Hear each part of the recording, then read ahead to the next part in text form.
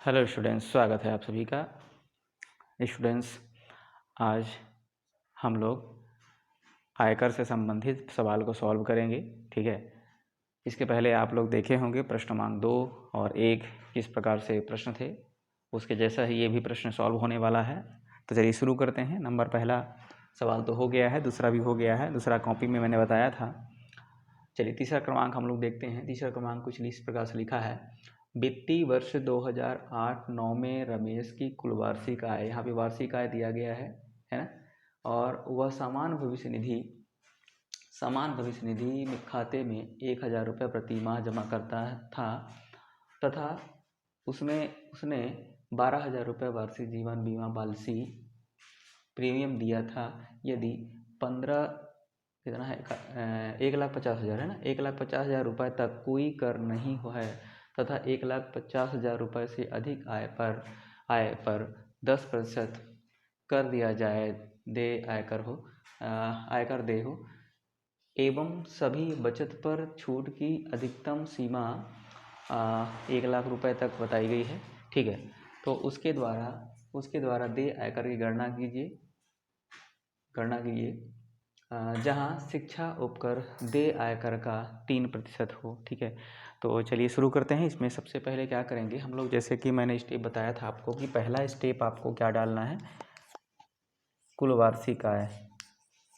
कुल वार्षिक आय आप ऐसे लिख सकते हो या फिर लिख सकते हो रमेश की कुल वार्षिक आय लिख सकते हो। कुल कितनी आय है, 3,00,000 रुपये, जो कि एक वर्ष का है। इस प्रकार से 3,00,000 रुपये लिखेंगे। और सेकेंड स्टेप मैंने आपको बताया था कि कर में छूट योग्य राशि लिखेंगे। छूट योग्य राशि यानी कौन कौन सी राशि है जिस पर टैक्स फ्री होगा, उन राशियों को लिखेंगे। ए स्टेप डालेंगे। तो ए स्टेप में कौन होगा ध्यान देंगे, सामान्य भविष्य निधि लिखा है। सामान्य भविष्य निधि, सामान्य भविष्य निधि। सामान्य भविष्य निधि में बता रहा है कि 1,000 रुपये प्रति माह, यानी इसको 12 से गुणा करना पड़ेगा। 12 गुणा 1,000 लिखेंगे तो आ जाएगा ये 12,000 रुपये। ठीक है। इसके बाद लिखा है उसने 12,000 रुपये वार्षिक जीवन बीमा पॉलिसी। तो 20 स्टेप लिखेंगे कि जीवन बीमा पॉलिसी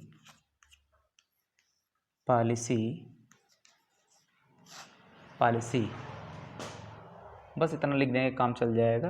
कितना है, 12,000 रुपये, वही वार्षिक है तो वार्षिक को अपन यहाँ पे डायरेक्ट लिखेंगे। 12 से गुणा तो करना नहीं है क्योंकि ये मासिक था, मासिक में 12 से गुणा करना था।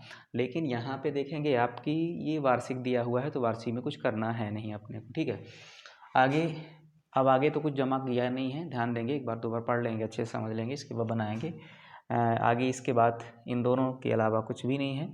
ठीक है, तो अब इसी स्टेप को फिर से लिखा जाता है कि कर में छूट योग्य कुल राशि कितनी है, कुल राशि कितनी है, तो दोनों को जोड़ देंगे हम लोग। कितना हो जाएगा, 24,000 रुपये। ये आपका आ रहा है 24,000 रुपये, जिस पर टैक्स फ्री होगा। ठीक है, इसके बाद क्या करेंगे, टैक्स लगेगा कितने पे, तो 3,00,000 टोटल कमाई है और उस में से 24,000 पे टैक्स फ्री हो रहा है, मतलब इसमें से घटा दी, जो बचेगा उस पर टैक्स की गणना करेंगे हम लोग। तो यहाँ पे तीसरा स्टेप में हम लोग लिखेंगे कर योग्य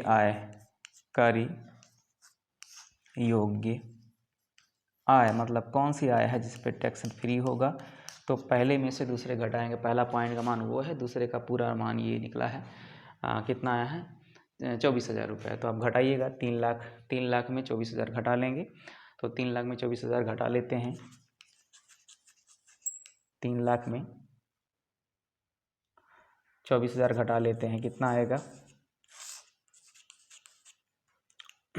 ये 10 में 4 गया 6 और ये 9 में 2 गया 9 में 2 गया 7 और यहाँ पे 2,76,000 रुपये आ रहा है यहाँ पे। तो यहाँ लिख देंगे 2,76,000। इसका मतलब ये हुआ कि 2,76,000 जो अमाउंट हमारा आ रहा है इस पर टैक्स फ्री होगा, सॉरी इस पर टैक्स लगेगा। फ्री तो इतने पे है, 24,000 पे है ना, 24,000 पे टैक्स फ्री है। टोटल अमाउंट इतना उसका है। अब उतने में ये टोटल में से इसको घटा देंगे, घटाने पे आया 2,76,000, मतलब 2,76,000 पर टैक्स की गणना करेंगे हम लोग, है ना, कैलकुलेशन करेंगे इसका। ठीक है, तो चलिए आयकर की गणना लिखेंगे। आयकर की गणना, आयकर की गणना, आयकर गणना में क्या क्या लिखेंगे। आयकर की गणना के लिए साफ साफ लिखा हुआ है, यहाँ पे ध्यान देंगे कि 1,50,000 रुपये तक कोई कर नहीं। जैसे हम लोग चार्ट में देखते थे, बनाता था, सारणी बना के लिखा था पिछले बार में, ऐसा इसमें नहीं है। इसमें आपका वैसे ही दिया हुआ है, मिला के दे दिया है, तो आप इसको बना के लिख लेंगे समझ के। नंबर पहला कह रहा है कि 1,50,000 रुपये तक कोई कर नहीं, यानी शून्य, कोई कर नहीं लगेगा। ठीक है, इसके बाद दूसरा स्टेप में क्या लिखा है, 1,50,000, 1,50,000 से ज़्यादा यहाँ पे लिखा है, ध्यान देंगे। 1,50,000 रुपये से अधिक आय पर 10% लिखा है ना, तो क्या लिखेंगे, रुपये से अधिक पर कितना है, 10% लगेगा। कितना लगेगा, 10%। तो अब क्या करेंगे, ये जो हमारा अमाउंट है, ये अमाउंट इससे कितना ज़्यादा है इसको पता करने के लिए क्या करेंगे, देखिए इसमें से इसको घटा देंगे तो पता चल जाएगा कितना ज़्यादा है। तो 2,76,000 में से 1,50,000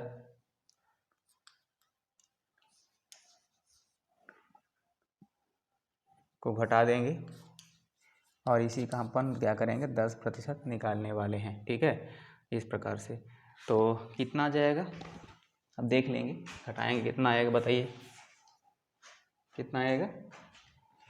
2,76,000 में से 1,50,000 को घटा देंगे, 0,0,0,6,2 और 1,26,000 यहाँ पे है ना, 1,26,000 टोटल अमाउंट ये आ रहा है।